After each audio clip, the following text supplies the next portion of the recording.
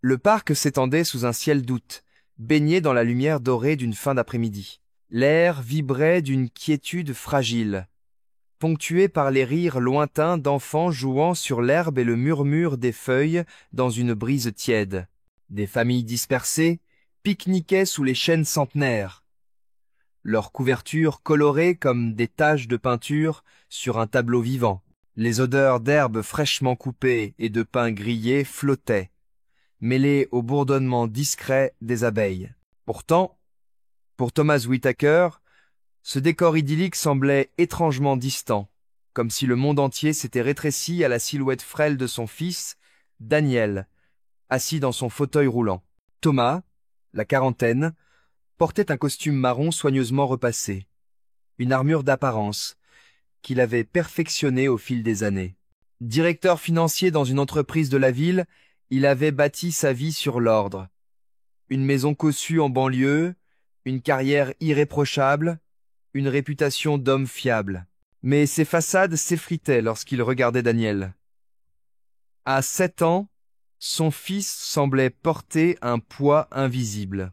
Ses cheveux blonds, soigneusement peignés par sa belle-mère, encadraient un visage pâle où brillaient des yeux bleus, voilés par une émotion que Thomas ne parvenait pas à nommer, un mélange de peur, de résignation, et être d'espoir enfoui.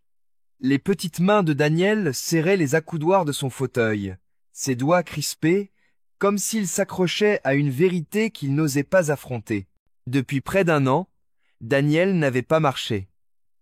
Tout avait commencé après un accident mineur, une chute dans le jardin, un genou écorché. Les médecins avaient parlé de contusion sans gravité, mais la nouvelle épouse de Thomas, Claire, avait insisté.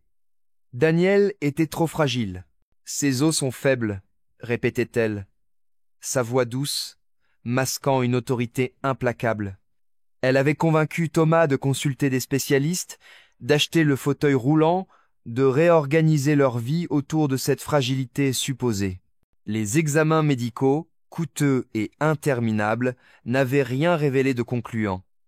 Mais Claire balayait chaque diagnostic optimiste. « Ils ne comprennent pas, » disait-elle, caressant les cheveux de Daniel avec une tendresse qui semblait à Thomas, à l'époque, pleine d'amour. Il s'était plié à ses jugements, étouffant ses doutes par peur de briser l'harmonie de leur mariage récent. Après tout, Claire semblait savoir ce qui était mieux pour son fils. Mais ce jour-là, dans le parc, tout changea. Il surgit de l'ombre des arbres comme une apparition. Un garçon au teint sombre, à peine plus âgé que Daniel, être 8 ou 9 ans. Sa chemise orange, déchirée et raidie par la crasse et le sang séché, pendait sur son corps maigre. Son short kaki, trop grand, glissait sur ses hanches, retenu par une corde nouée à la hâte. Ses chaussures, dépareillées et usées, laissaient voir des orteils poussiéreux. Pourtant, il dégageait une énergie brute, presque magnétique, comme une flamme vacillante, mais indomptable. Ses yeux noirs, profonds et hantés, portaient une sagesse douloureuse, celle d'un enfant qui avait vu trop de vérités cruelles.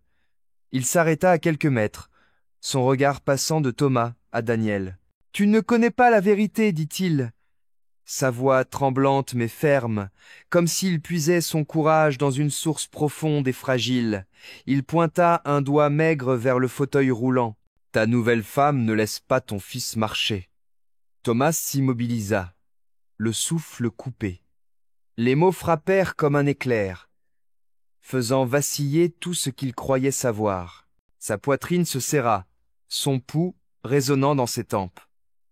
Il baissa les yeux vers Daniel, dont les lèvres s'entr'ouvrirent dans un soupir aigu, presque inaudible. Dans son fauteuil, le garçon parut rapetissé, comme si les mots avaient aspiré l'air autour de lui. « Quoi ?» La voix de Thomas se brisa, son assurance habituelle, celle d'un homme habitué à commander, réduite à une incrédulité brute. « Qu'est-ce que tu viens de dire ?» Le garçon ne cilla pas. Ses poings se serrèrent. Sa mâchoire se crispa. Il plongea son regard dans celui de Thomas, puis dans celui de Daniel, sa voix gagnant en intensité, chargée d'une douleur qui semblait le déchirer de l'intérieur. « Elle t'empêche de marcher. Elle te dit que tu es faible. Elle vous ment à tous les deux. Elle ne veut pas qu'il aille mieux. » Les doigts de Daniel s'agrippèrent aux accoudoirs, ses jointures blanchissant sous l'effort. « Papa, murmura-t-il, sa voix tremblante oscillant entre peur et confusion. Qu'est-ce qu'il veut dire? Thomas sentit le sol se dérober sous lui. Sa gorge s'assécha. Ses pensées s'emballèrent. C'était insensé. Un enfant sans abri, sale, couvert de bleu, osait accuser sa femme d'une telle monstruosité. Pourtant, dans les yeux de Daniel, il vit une lueur, non pas de simple doute, mais de reconnaissance, comme si une vérité longtemps enfouie perçait la surface. Les souvenirs affluaient, insidieux. Les fois où Claire avait insisté pour que Daniel reste assis, son ton sec lorsqu'un médecin suggérait une thérapie physique, la manière dont elle parlait de sa condition, aux voisins avec une pitié exagérée. Le garçon s'avança d'un pas chancelant, sa chemise tachée collant à sa poitrine frêle. « Je l'ai vue, dit-il, la voix brisée mais résolue. Je l'ai vue quand elle pensait que personne ne regardait.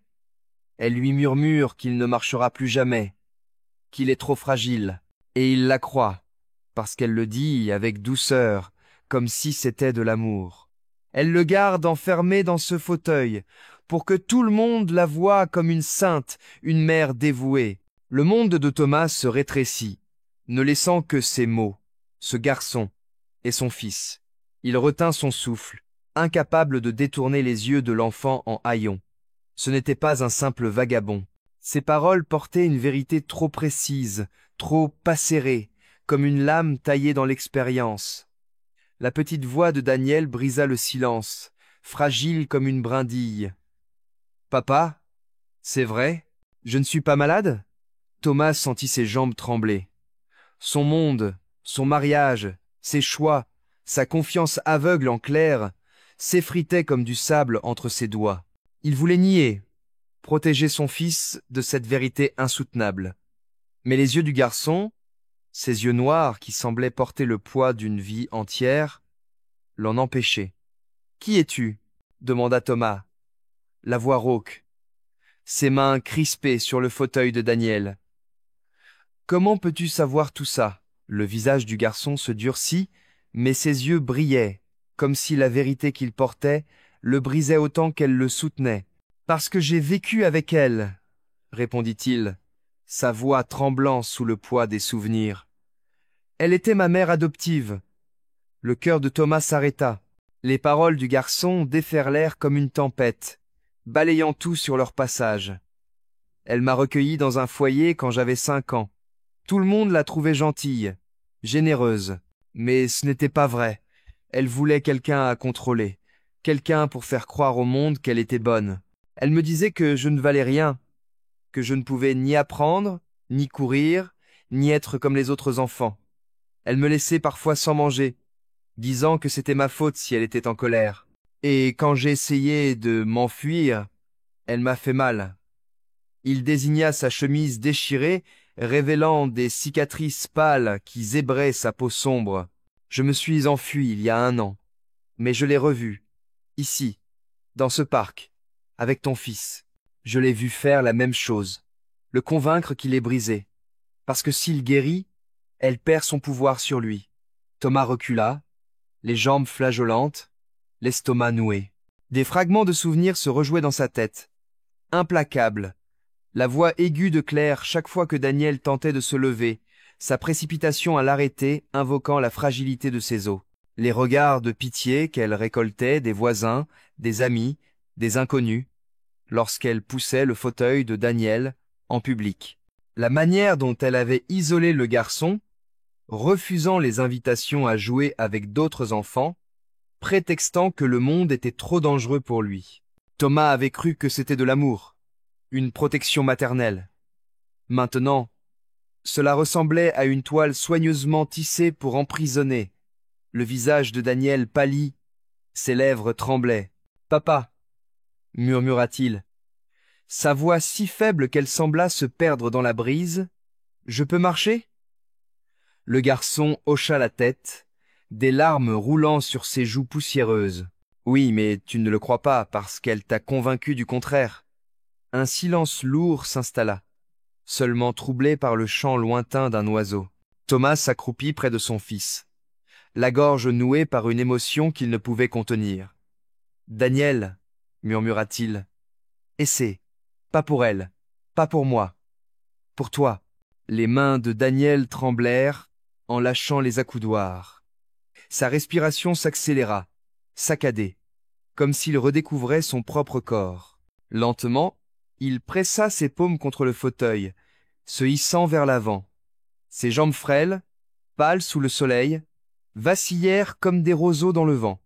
Thomas le soutint, une main légère sur son épaule, les yeux brûlants de larmes contenues. Le garçon en haillons, immobile, semblait retenir son souffle, ses muscles tendus par l'attente. « Vas-y, fiston !» murmura Thomas, la voix enrouée par l'émotion. Un pas, juste un. Le pied de Daniel toucha l'herbe, hésitant, tremblant. Son genou plia, menaçant de céder, mais il tint bon. Puis l'autre pied suivit, maladroit mais déterminé. Un hoquet de surprise échappa à Daniel. Un son à mi-chemin entre le rire et le sanglot. « Papa !» souffla-t-il, les yeux écarquillés. « Je suis debout !» La poitrine de Thomas se souleva, submergé par un torrent d'émotions. Il éclata d'un rire brisé, mêlé de larmes, et serra son fils contre lui, comme s'il pouvait ainsi retenir ce moment pour toujours.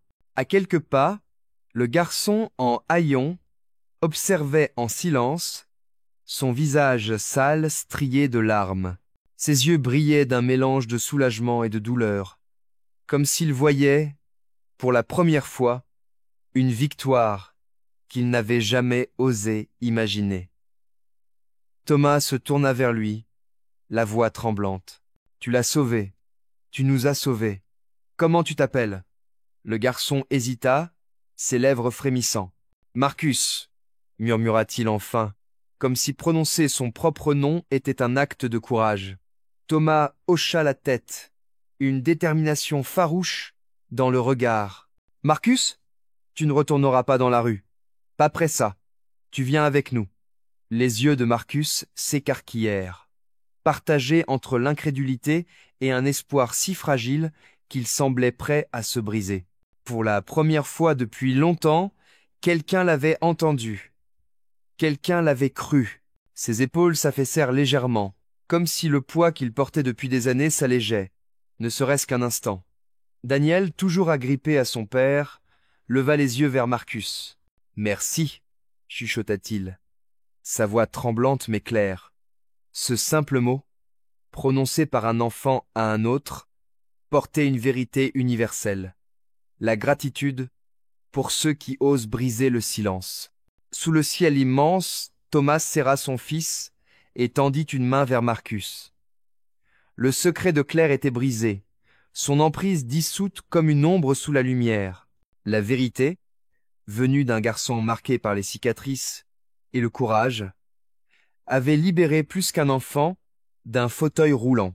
Elle avait rappelé à Thomas que la force réside dans l'écoute, dans la foi en ceux que le monde ignore, et dans le refus de laisser la peur étouffer la vérité. Alors qu'ils s'éloignaient, Daniel vacillant mais debout, Marcus à leur côté, le parc retrouva son calme. Mais pour eux trois, le monde ne serait plus jamais le même. Ils portaient désormais une promesse silencieuse. Plus jamais ils ne laisseraient quiconque leur voler leur voix. Si vous avez aimé cette histoire, n'oubliez pas de mettre un j'aime et de vous abonner pour découvrir d'autres récits émouvants, dramatiques et inattendus. Et dites-nous dans les commentaires d'où vous nous regardez. Nous sommes ravis d'avoir de vos nouvelles. À la prochaine, restez bienveillants, curieux et continuez à nous suivre.